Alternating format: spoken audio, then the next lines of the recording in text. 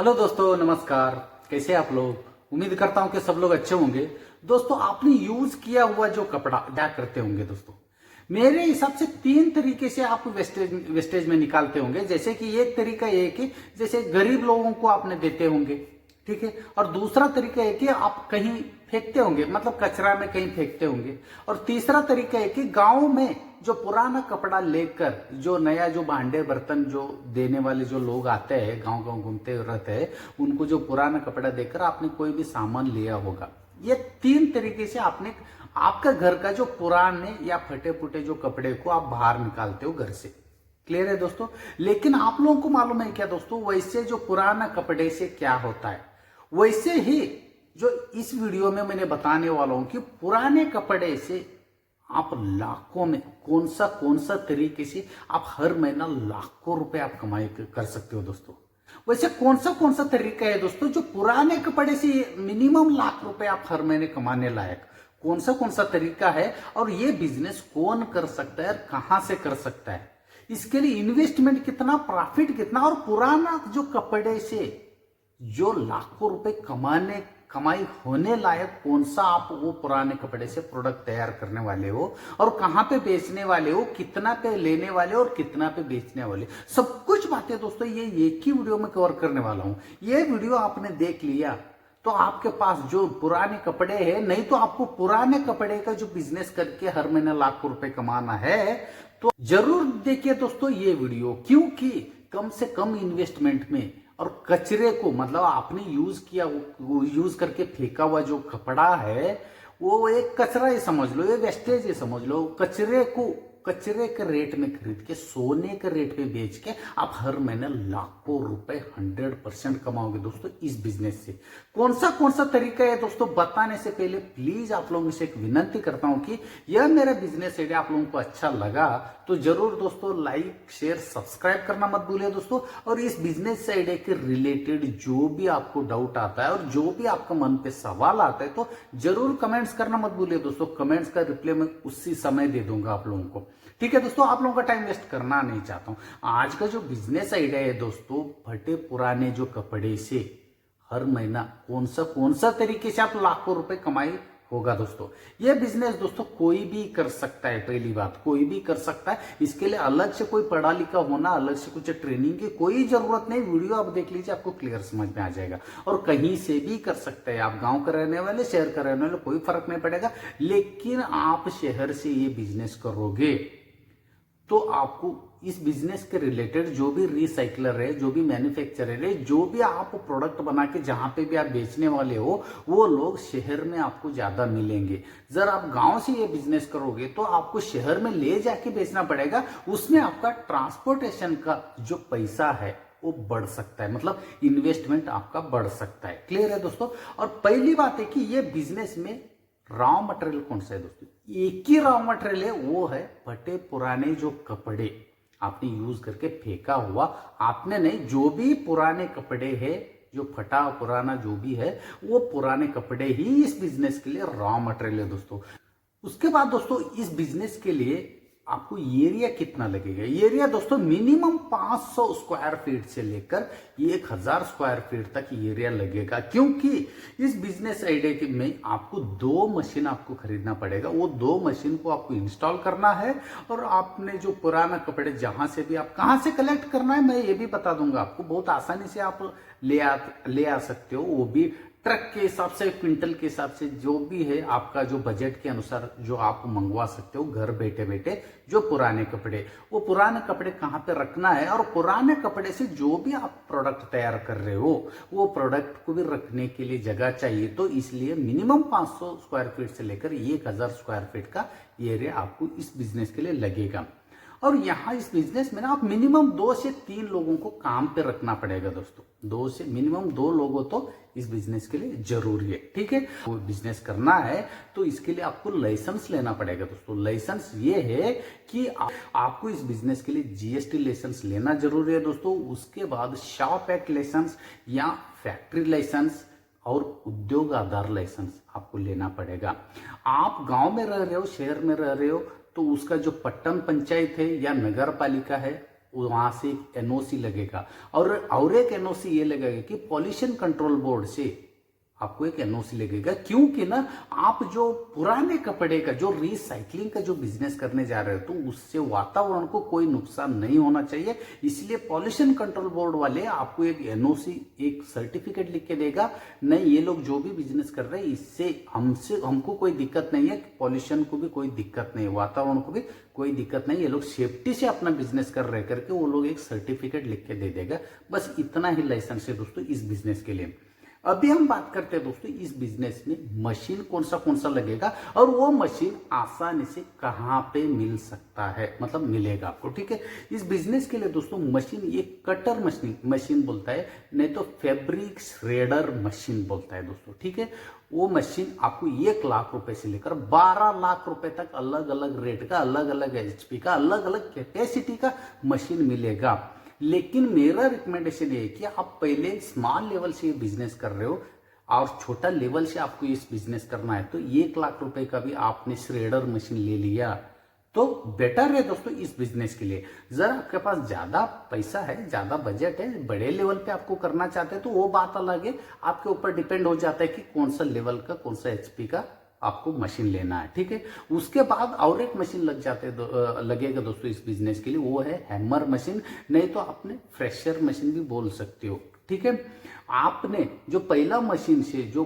कटा हुआ जो टुकड़ा जो कपड़ा है उस कपड़े को हैमर मशीन में डाल के उसको एक बंडल बनाते हो दोस्तों। गाड़ी में बहुत ज्यादा मात्रा में, बंडल के हिसाब से ज्यादा मात्रा में आप आपका जो मटेरियल ले जाके सेल कर सकते हो दोस्तों। ये दोनों मशीन इंडिया मार्ट में बहुत आसानी से मिलेगा आपको। आपने इंडिया मार्ट में जाके सिर्फ सर्च बार में लिख दीजिए कि फैब्रिक श्रेडर मशीन, पूरा डिटेल आ जाएगा मशीन का। ठीक है, अभी आपका मन पे एक बहुत बड़ा सवाल आ रहा होगा कि यार इतना हमने बिजनेस सेटअप करने के बाद बहुत ज्यादा मात्रा में हमको पुराना कपड़े की जरूरत पड़ता है, तो ये पुराना कपड़ा हम लोग कहाँ से कलेक्ट करेंगे, हम लोग कहाँ से लाएंगे? आपका सवाल है दोस्तों, वो सवाल का जवाब बहुत इजी तरीके से मैं दे दूंगा। जितना भी जो कपड़े जो लेने वाले गांव में जो आते हैं उनको आप कांटेक्ट कर सकते हो, उनके पास भी आपको मटेरियल मिल जाएगा जो पुराना कपड़ा। पहली स्टेप।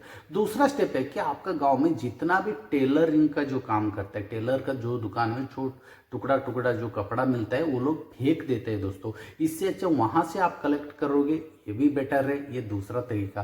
और तीसरा तरीका है कि जितना भी कपड़े का मैन्युफैक्चरर है, जहां पे कपड़ा बनाने का जो फैक्ट्री है, वहां पे बल्क के हिसाब से बहुत ज्यादा मात्रा में, किलो के हिसाब से, कचरे के भाव में आपको पुराने कपड़े, उनके पास आपको रिजेक्टेड का बहुत सारे कपड़े मिलेंगे। जो रिजेक्ट होता है ना कपड़ा, जो फिनिशिंग नहीं है अच्छी तरह से, वैसे रिजेक्ट का कपड़ा बहुत लाट के हिसाब से बहुत सस्ता रेट पे, कचरे का रेट पे आपको वहां पे मिलेंगे, वो आप वहां से खरीद सकते हो।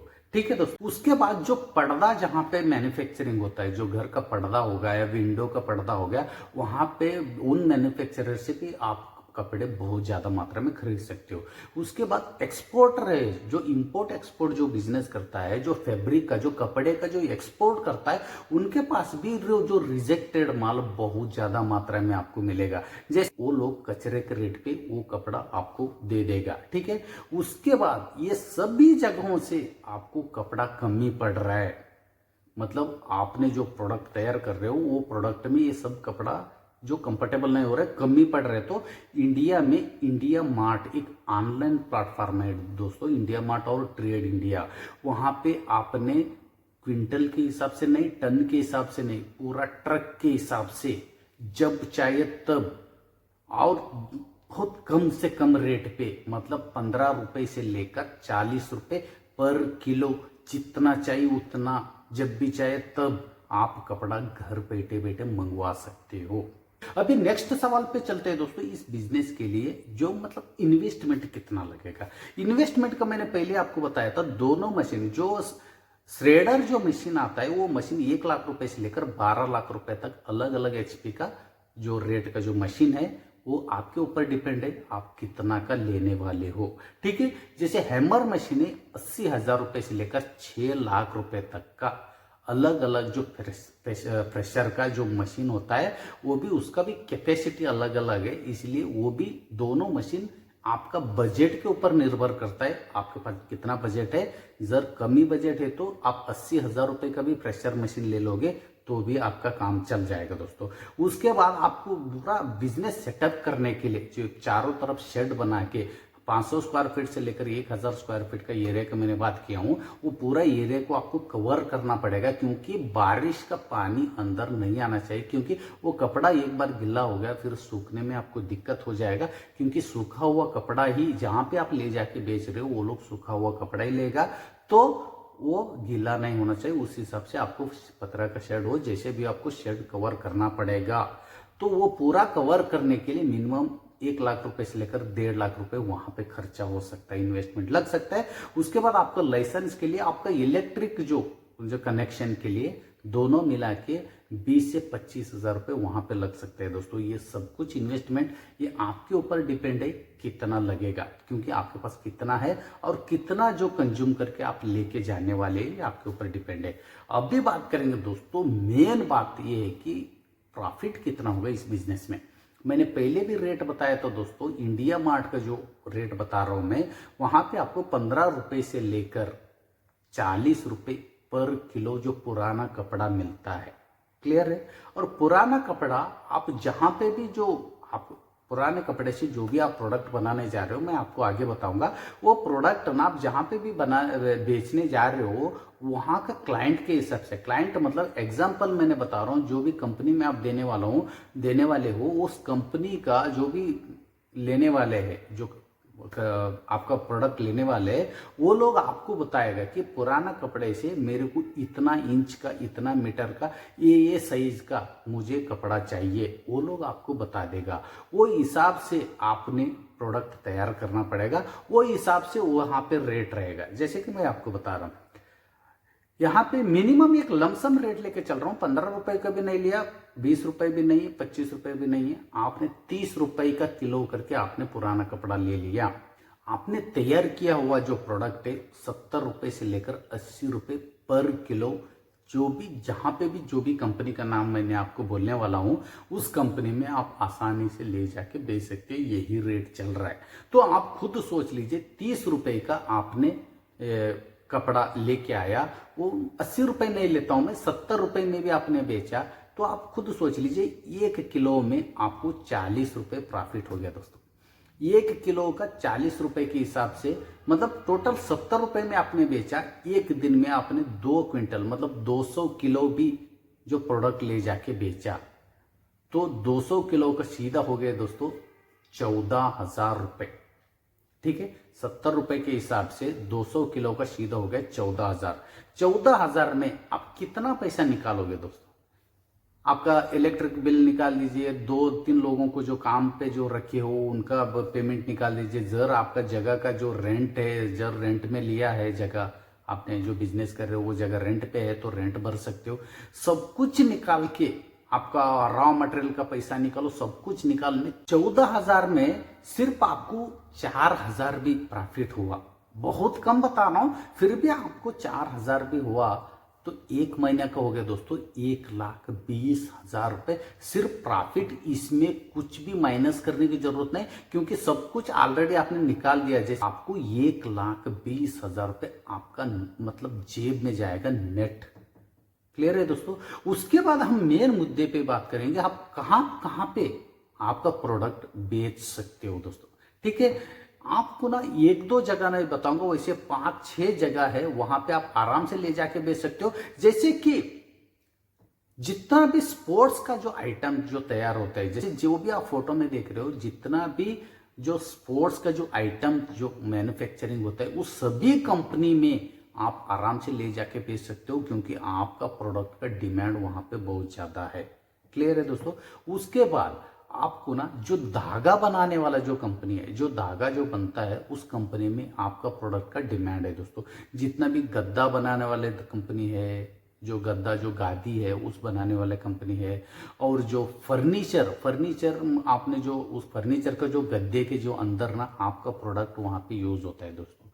और जितना भी जो सॉफ्ट जो टाई बनता है, जो जो सॉफ्ट का जो टाई है जो आपने पिक्चर में देख रहे होंगे, उस सभी कंपनी में जहाँ पे भी मैन्युफैक्चरिंग हो रहा है वहाँ पे आपका जो प्रोडक्ट का बहुत ज़्यादा डिमांड है दोस्तों।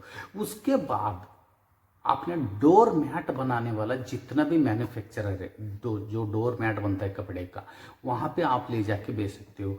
और मेन मुद्दा ये है कि आपको जहाँ ये सब में कहीं पे भी आपको कांटेक्ट नहीं बैठ रहे तो इंडिया मार्ट में बहुत ज़्यादा वैसे बायर मिलेगा आपको। आप घर बैठे बैठे आप किलो के हिसाब से नहीं, क्विंटल के हिसाब से नहीं, टन के हिसाब से आप इंडिया मार्ट में बेच सकते हो। जो प्रोडक्ट आपको बता रहा हूँ ये सभी जगहों को टारगेट करके आप आसानी से ले जाके बेच सकते हो दोस्तों। इसके बाद मेन सवाल और एक सवाल रह गया होगा आपका कि वैसे कौन सा प्रोडक्ट तैयार करे कि ये सभी कंपनी में आप आसानी से ले जाके बेच सकते हो दोस्तों। ये एग्जांपल मैं बोलता हूँ, जैसे फर्नीचर का जो भी स्पोर्ट्स का जो आइटम जहाँ पे भी तैयार होता है वहाँ पे आपको ले जाके बेचना है तो ये प्रोडक्ट मतलब पूरा आपका कपड़े को ना पूरा रुई के जैसे बना के आपको वहां पे ले जाके बेचना पड़ेगा। श्रेडिंग मशीन में ये ऑप्शन है, श्रेडिंग मशीन में आप डालोगे तो उस वहां पे सेटिंग है दोस्तों। सेटिंग के हिसाब से जो आपका कपड़ा जैसे चाहिए वैसे, जैसे टुकड़ों में चाहिए या बिल्कुल रुई के जैसे बनाना है, नहीं तो जो धागा बनाने वाले आपको कंपनी में ले जाके देना है तो बड़े बड़े मतलब मिनिमम उनका इंच के हिसाब से, मतलब वो लोग बताएगा इतना इतना इंच का मुझे कपड़ा चाहिए, वो कपड़े को काट के उतना उतना इंच का अलग अलग इंच का जो आप बना के वहाँ धागा का कंपनी में बेच सकते हो। जितना भी स्पोर्ट्स आइटम है, फर्नीचर का जो आइटम जहाँ पे मैन्युफैक्चर है वहाँ पे रुई के जैसे आप बना के बेच सकते हो। मतलब अलग अलग, जैसे सॉफ्ट टाई है वहाँ पे भी रुई के जैसे आपको देना पड़ेगा। जहाँ पे जो भी आपको कस्टमर मिल रहे हैं, जो भी आपको क्लाइंट मिल रहे हैं, वो लोग आपको बताएगा मुझे ऐसा प्रोडक्ट चाहिए। वो सब जो भी प्रोडक्ट जैसे रुई के जैसे बनाने का या कटिंग करके अलग अलग टुकड़ों में बनाने का, ये सब सेटिंग है ना जो श्रेडर मशीन में है। आपको टेंशन लेने की जरूरत नहीं। जहां से भी आप मशीन आप खरीद रहे हो वो लोग आपको फुल ट्रेनिंग दे देगा। जैसे रुई के जैसे बनाना है तो उसके लिए कैसे सेटिंग करना है, या आप कपड़े को टुकड़ों में इंच के हिसाब से टुकड़ा करना है तो कैसे ये सेटिंग रखना है, सब कुछ बातें वो लोग आपको सिखाएगा। इसलिए आपको टेंशन लेने की जरूरत नहीं दोस्तों। ये पूरा इंफॉर्मेशन आप लोगों को कैसा लगा?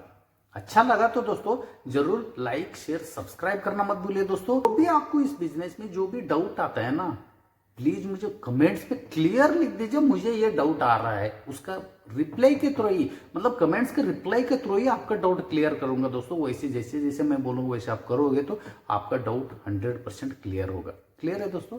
फिर मिलता हूं दोस्तों एक यूनिक तरीके का बिजनेस आइडिया लेकर। तब तक के लिए धन्यवाद।